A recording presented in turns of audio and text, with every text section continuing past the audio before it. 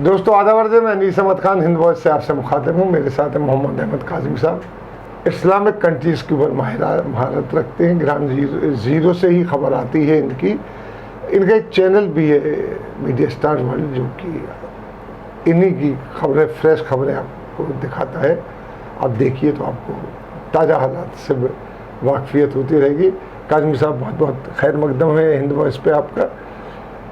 यहाँ देखिए, तालिबान एक बहुत बड़ी समस्या, बहुत पुरानी समस्या है। उससे अपना भारत भी इफेक्टेड होता है तालिबान समस्या से, और पूरा विश्व इफेक्टेड होता है। उसमें तालिबान की वजह से मुसलमानों की बेइज्जती सी हो रही है हर जगह की। ये आतंकवादी है, जो भी जहाँ भी आता है तालिबान का नाम आता है। और जब वो सत्ता में आए अफगानिस्तान में, जो जिस तरीके से उन्होंने जुल्म किया है वहाँ पे सबका, लेकिन अब नेगोशिएशन पूरी दुनिया कर रही है उनसे। अभी उनसे बातचीत भी हो रही है, दोहा में बैठ के बातचीत हो रही है। लेकिन उस बीच में अफगानिस्तान में फिर लड़ाई छिड़ गई है। क्या वजह है कि अब बातचीत भी चल रही है, लड़ाइयाँ भी छिड़ रही हैं, वो भी तालिबान से। इसके पहले भी नेगोशिएशन हुआ था, भारत भी उसमें शामिल हुआ था। लड़ाई तालिबान की रुकी नहीं अभी तक। देखिए, एक तो और अमेरिका कोशिश कर रहा है इसके बारे में। हाँ, देखिए, अमेरिका का तो काम ये है कि वो ही एक किसी को बिठाता है, फिर उसे उतारता है, फिर उसे बिठाता है, फिर उसे उतारता है। तालिबान के बारे में बिल क्लिंटन की वाइफ, जो फॉरेन मिनिस्टर रह चुकी हैं, हिलरी क्लिंटन, वो कांग्रेस में साफ तौर पर कह चुकी हैं कि ये हमारे ही तो भेजे हुए हैं सब। तो ये तो तालिबान को अमेरिका से कुछ बहुत ज़्यादा अलग समझना, ये एक जज्बाती किस्म के कुछ लोग हैं जो ऐसा लगता है कि शायद वो मुजाहिद इस्लाम हैं और वगैरह वगैरह। लेकिन जहाँ तक एक और सवाल में आपके पहलू था, वो ये कि मुसलमानों की बेइज्जती की जा रही है। ये देखिए, मुसलमानों की बेइज्जती कराने का एक प्रोजेक्ट है, वो है इजराइल का। और इजराइल के सऊदी अरब से ताल्लुकात क्या हैं वो आपके सबके सामने हैं। और जो वहाँ का शिद्दत पसंद नज़रिया है, उस नज़रिए के मालिक ही इस पूरे खित्ते में टेररिस्ट के नाम से जाने जाते हैं। दाइश, उन्होंने बाकायदा उसी नज़रिए के वो होते हुए कई नबियों के कब्रें उन्होंने तबाह की, कितने लोगों का कत्ल किया। और मुसलमानों की एक वो शबीह बनाने में उन्होंने बहुत बड़ा रोल अदा किया है, जो आपने कही है कि वो नफ़रत, मुसलमानों से नफ़रत पैदा करने की। तो चाहे नॉर्थ अफ्रीका में अल शबाब हो, चाहे तालिबान हो, चाहे दाइश हो, चाहे कहीं और इलाकों में टेररिस्ट हों, वो एक ख़ास नज़रिए के हैं। और वो नज़रिया इस्लाम के नाम पर इजराइल के ज़रिए पाला गया है, पोसा गया है। एक तो पहलू ये रहा। दूसरी बात ये कि जंग क्यों जारी है। जंग बुनियादी तौर पर इसलिए जारी है कि तालिबान में एक ही ग्रुप नहीं है। तालिबान का एक ग्रुप तो वो है जो जाकर के बैठ के दोहा में बात कर रहा है, और जिनको अमेरिका लीडर के तौर पर पेश कर रहा है। लेकिन ज़रूरी नहीं है कि पूरे अफ़गानिस्तान में तालिबान उन्हीं लीडर्स के कहने पर चलते हों।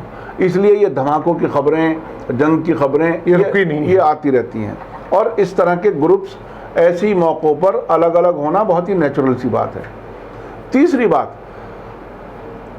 अब से पहले पिछले तकरीबन 1.5-2 साल जो अमेरिका के स्पेशल एनवॉय एलची ज़ाल्मे खलीलज़ाद, वो तालिबान से आकर के बात करते रहे दोहा में, जिसमें अफ़गानिस्तान की मौजूदा हुकूमत का कोई नुमाइंदा मौजूद नहीं था।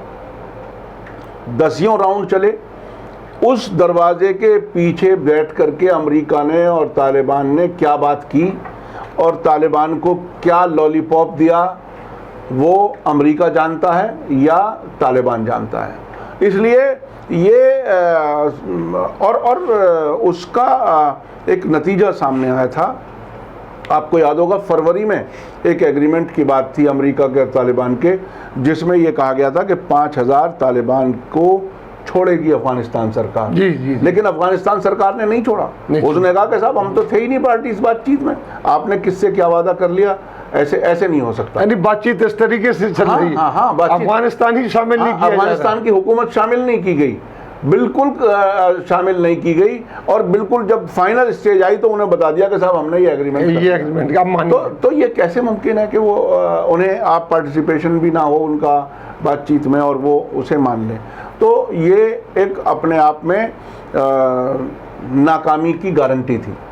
तीसरी बात, जो अमेरिका अपने आप को मीडिया के ज़रिए ये कहने की कोशिश करता है कि मैं मामलात को हल कराने की कोशिश कर रहा हूँ और हम अपनी फ़ौजें वापस बुलाएंगे अफ़गानिस्तान से। खुद ट्रंप एक बार बयान दे चुके हैं कि हम सारी फ़ौजें नहीं बुलाएंगे, और जो स्ट्रेटजिस्ट हैं, जो समझते हैं हालात को, वो ये कहते हैं कि कभी अमेरिका की फ़ौज अफ़गानिस्तान से वापस जाने वाली नहीं है, चूँकि इसके पड़ोस में ईरान है, इसके पड़ोस में चाइना है, इसके पड़ोस में रूस है, यानी ये तीनों अमेरिका के दुश्मन मुल्क मौजूद हैं। वहाँ वो ठिकाना क्यों छोड़ेंगे, इसलिए वो वहाँ बाकी रहेंगे। इसमें एक एंगल मिनरल्स का भी तो हो सकता है, जो अफगानिस्तान में है। मिनरल, एक तो मिनरल्स का है, दूसरे ये कि सेंट्रल एशिया और साउथ एशिया के बीच का एक बहुत ही स्ट्रेटेजिक रूट है ये। जी। अगर ये शांतिपूर्ण हो गया और अमन आ गया तो यह पूरे मुल्क सारे तरक्की करेंगे। वो तरक्की तो होने नहीं देनी, अमेरिका नहीं चाहेगा, अमेरिका बिल्कुल नहीं चाहेगा। इसमें पूरा तमाशा बहुत ही दिलचस्प तमाशा है। जब 2001 से पहले तकरीबन 3 साल हुकूमत रही तालिबान की, उस हुकूमत को रिकॉग्नाइज करने वाले कौन से मुल्क थे?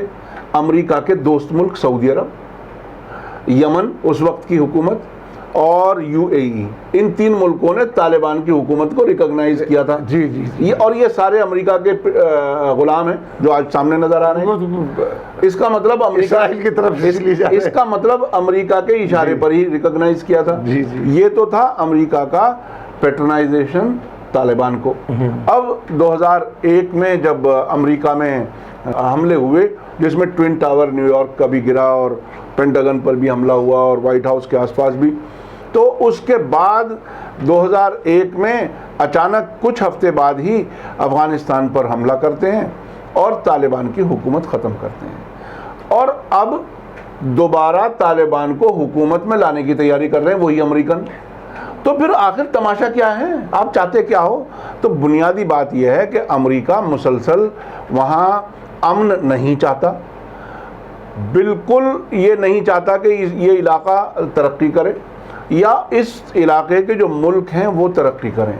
तो ये बुनियादी खेल वो है कि टेररिज्म के ज़रिए अपने अपने सारे मामलात सीधे रखो और बातचीत की बात करते रहो। जब अमन की बातचीत के फ़ोटो छपते हैं तो उन सभी की इमेज ये बनती है कि ये अमन चाहते हैं। जिस तरह से पीएलओ को बिठा करके इजराइल के साथ बात कराई जाती थी, असल में पीएलओ इजराइल को अमन पसंद मुल्क बना दुनिया में दिखाने के लिए इस्तेमाल होता था।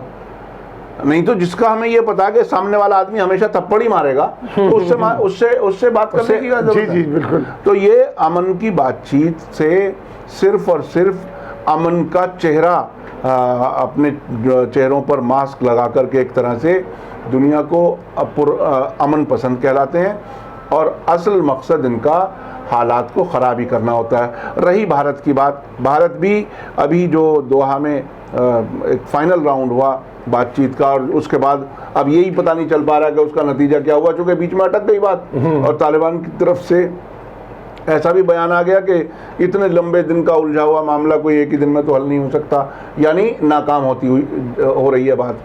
तो भारत ने फरवरी में डोनाल्ड ट्रंप इंडिया आए थे और उनके जाने के 1-2 हफ्ते बाद ही एक दोहा में मीटिंग हुई थी जिसमें इंडिया पर दबाव हुआ कि आपका कोई नुमाइंदा वहाँ होना चाहिए। जी जी। कतर में जो हमारे एम्बेसडर हैं जी, उनको उसमें पार्टिसिपेट कराया गया, और अब उस दबाव की हद और अगला मरहला ये हुआ कि हमारे फॉरेन मिनिस्टर ने भी टेली कॉन्फ्रेंस के ज़रिए इस बातचीत के इनाग्रेशन में बाकायदा हिस्सा लिया। अब तालिबान हमारे दोस्त हो जाएंगे जिन्हें हम कल टेररिस्ट कहते थे। अमेरिका ने तो अपनी फॉरेन मिनिस्ट्री का जो टेरर लिस्ट वाली जो वो है उसमें तालिबान का नाम हटा दिया है। तो अब आप एक दिन किसी को टेररिस्ट कहोगे, दूसरे दिन किसी और के इशारे पर दोस्त कहोगे, तो नतीजा क्या होगा ये तो आने वाला वक्त बताएगा। बहुत बहुत शुक्रिया काज़मी साहब आपका कि आपने जो मौजूदा हालात है तालिबान के, तालिबान हम लोगों से बहुत भारत से करीब है, बहुत इन्फेक्टेड है हम लोगों से उनकी गतिविधियों से, उसके बारे में खुलासा किया। इसी के साथ हम वापस चलते हैं स्टूडियो। अगले में फिर मुलाकात होगी, तब तक के लिए दीजिए हमें इजाज़त।